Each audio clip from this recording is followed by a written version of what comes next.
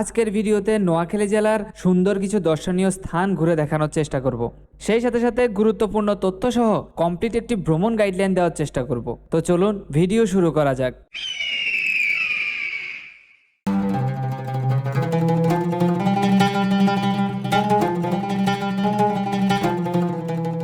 আমার পিছনে যে মসজিদটি দেখতে পাচ্ছেন, এই মসজিদটি হচ্ছে নোয়াখালী জেলার সোনাইমুড়ি উপজেলার বজরা ইউনিয়নে অবস্থিত।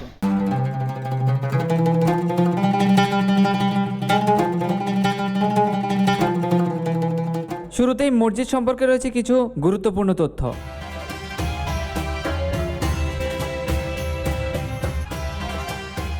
এই মসজিদটি নোয়াখালী জেলা শহর থেকে 20 কিলোমিটার উত্তরে বজরা গ্রামে অবস্থিত। এই মসজিদটির নাম বজরা শাহী মসজিদ।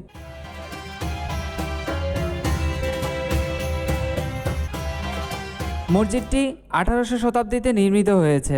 মসজিদে প্রবেশ করার পথ পূর্ব দিকে।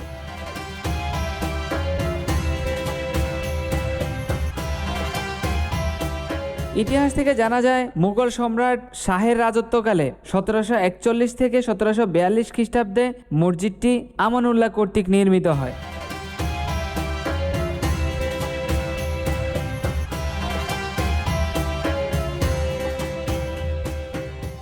(1911 থেকে 1928 সালের মাঝামাঝি সময়ে বজরার জমিদার খান বাহাদুর আলী আহমদ ও খান বাহাদুর মুজিবউদ্দিন আহমদ মসজিদটি ব্যাপকভাবে মেরামত করেছিলেন। মসজিদটি বর্তমানে প্রত্নতত্ত্ব বিভাগের সংরক্ষিত স্থানগুলির তালিকায় রয়েছেন।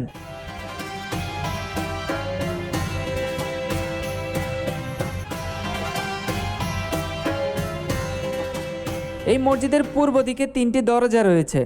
29 নভেম্বর 1998 থেকে বাংলাদেশ প্রত্নতত্ত্ব বিভাগ বজরা শাহী মসজিদের ঐতিহ্য রক্ষা এবং দুর্লভ নিদর্শন সংরক্ষণের জন্য কাজ করছেন।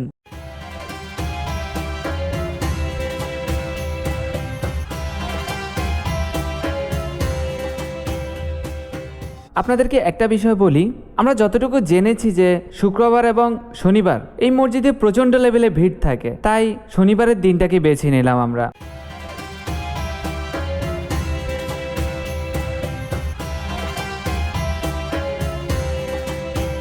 তবে আমরা যেভাবে শুনেছি সেরকম লোকজন দেখতে পাইনি আজকে। আপনারা ভিডিও দেখে বুঝতে পারছেন, হয়তো এটা আমাদের দুর্ভাগ্য।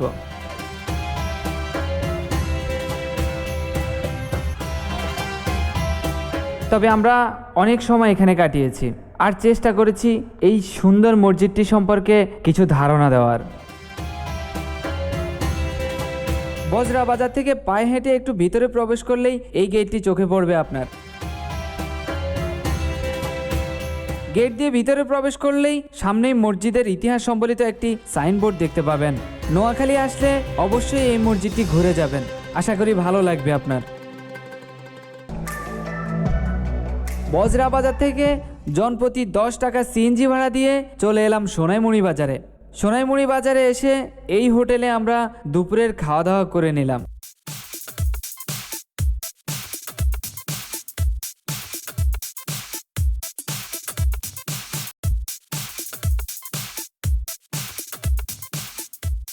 খাওয়া দাওয়া সেরে আমরা বেরিয়ে পড়লাম বীরশ্রেষ্ঠ রুহুল আমিন স্মৃতি জাদুঘর দেখতে। সোনাইমুড়ি বাজারের এই মসজিদটির সামনে দিয়ে একটু হাঁটলে আপনি পেয়ে যাবেন সোনাইমুড়ি সরকারি কলেজ গেট। এই কলেজ গেটের পাশে সিএনজি পাবেন। এখান থেকে জনপ্রতি 30 টাকা দিয়ে আপনি চলে আসতে পারেন বীরশ্রেষ্ঠ রুহুল আমিন স্মৃতি জাদুঘর দেখতে।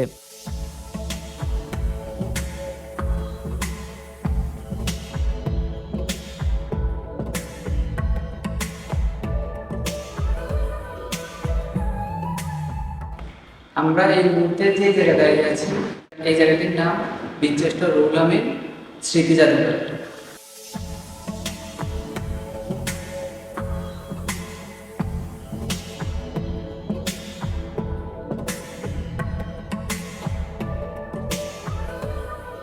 চলুন জেনে আসি বীরশ্রেষ্ঠ রুহুল আমিন সম্পর্কে কিছু গুরুত্বপূর্ণ তথ্য।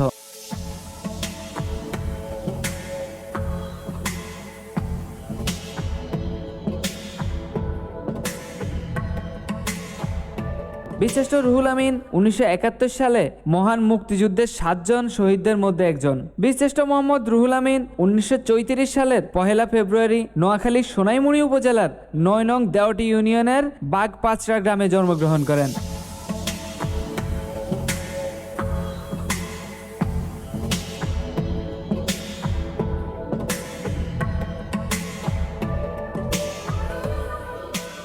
বীরশ্রেষ্ঠ রুহুল আমিনের বাবার নাম আজহার পাটোয়ারি এবং মাতার নাম জুলেখা খাতুন। তিনি বাগপাচড়া প্রাথমিক বিদ্যালয় থেকে শিক্ষা জীবন শুরু করেন।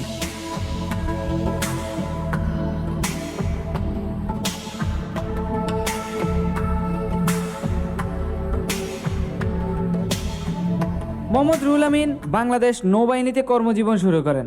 1971 সালের মুক্তিযুদ্ধের আত্মত্যাগের স্বীকৃতিস্বরূপ তিনি বাংলাদেশের সর্বোচ্চ সামরিক খেতাবে ভূষিত হন।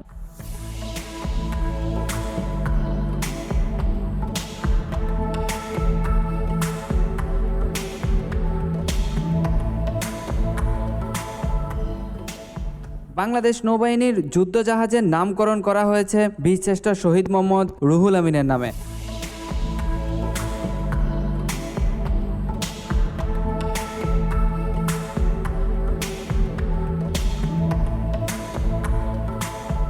বীরশ্রেষ্ঠ রুহুল আমিন স্মৃতি জাদুঘর 2008 সালের 20 জুলাই রুহুল আমিনের পৈতৃক জমিতে নির্মিত হয়। জায়গাটির নাম বর্তমানে রুহুল আমিন নগর করা হয়।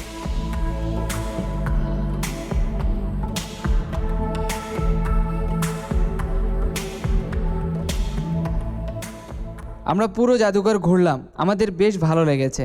আপনি ইতিহাস প্রেমী হলে আপনার পছন্দের তালিকা রাখতে পারেন এই জায়গাটি। আশা করি আপনারও বেশ ভালো লাগবে।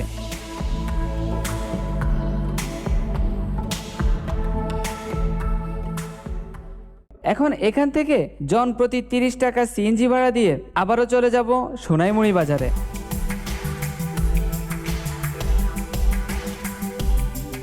যেতে যেতে দেখে নিলাম বীরশ্রেষ্ঠ রুহুল আমিন একাডেমি।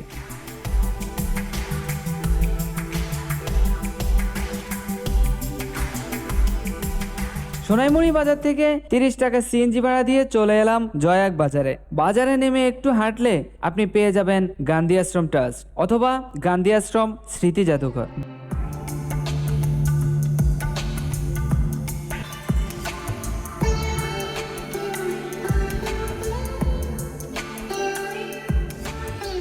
20 টাকা দিয়ে টিকিট সংগ্রহ করে ভিতরে প্রবেশ করলাম।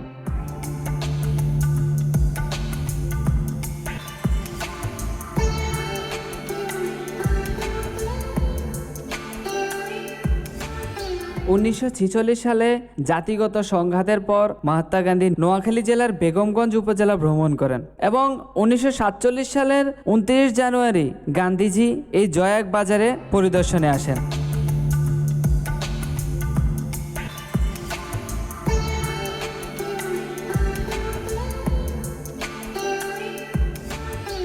তৎকালীন জমিদার ব্যারিস্টার হেমন্ত কুমার ঘোষ তার সকল সম্পত্তি গান্ধীজির আদর্শ প্রচার এবং গান্ধীজির স্মৃতি সংরক্ষণে একটি ট্রাস্টের মাধ্যমে দান করেন এবং গান্ধীজির নামে একটি আশ্রম প্রতিষ্ঠা করেন।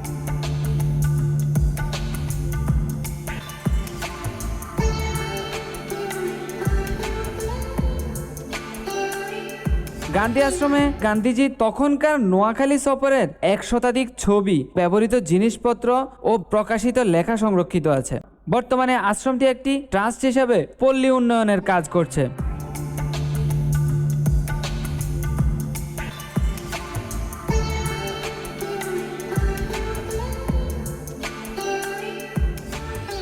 আমি পুরো জাদুঘর ঘুরলাম। হাতে সময় কম থাকার কারণে খুব অল্প সময়ে ঘুরে আসতে হলো। এখানে আসলে আপনি গান্ধীজি সম্পর্কে অনেক কিছু জানতে পারবেন। ভিতরে ছবির মাধ্যমে অনেক কিছু দেখানো হয়েছে এবং ছবির পাশাপাশি বিস্তারিতভাবে লেখা আছে। আপনি যদি এখানে আসেন, এই মিউজিয়াম ঘুরলে আপনার ভীষণ ভালো লাগবে।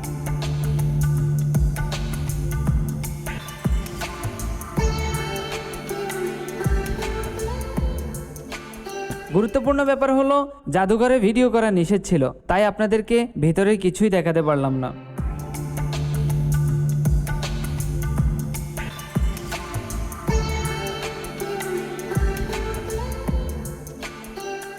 গান্ধী আশ্রমের প্রথম গেটের পাশেই এই মন্দিরটি আমার নজর কাড়লো। দেখতে বেশ পুরনো হয়, আমার ইচ্ছে হলো মন্দিরটি ঘুরে যাওয়ার।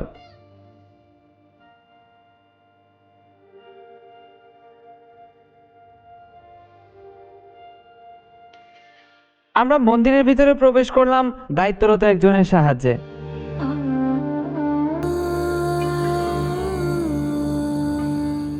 তিনি আমাদেরকে আগ্রহের সাথে পুরো মন্দির ঘুরে দেখালো।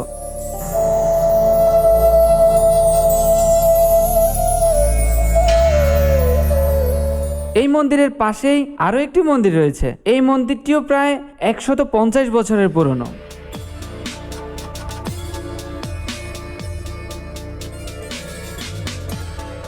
গান্ধী আশ্রম ট্রাস্ট দেখে আপনারা চাইলে এই মন্দিরটি পরিদর্শন করে যেতে পারেন।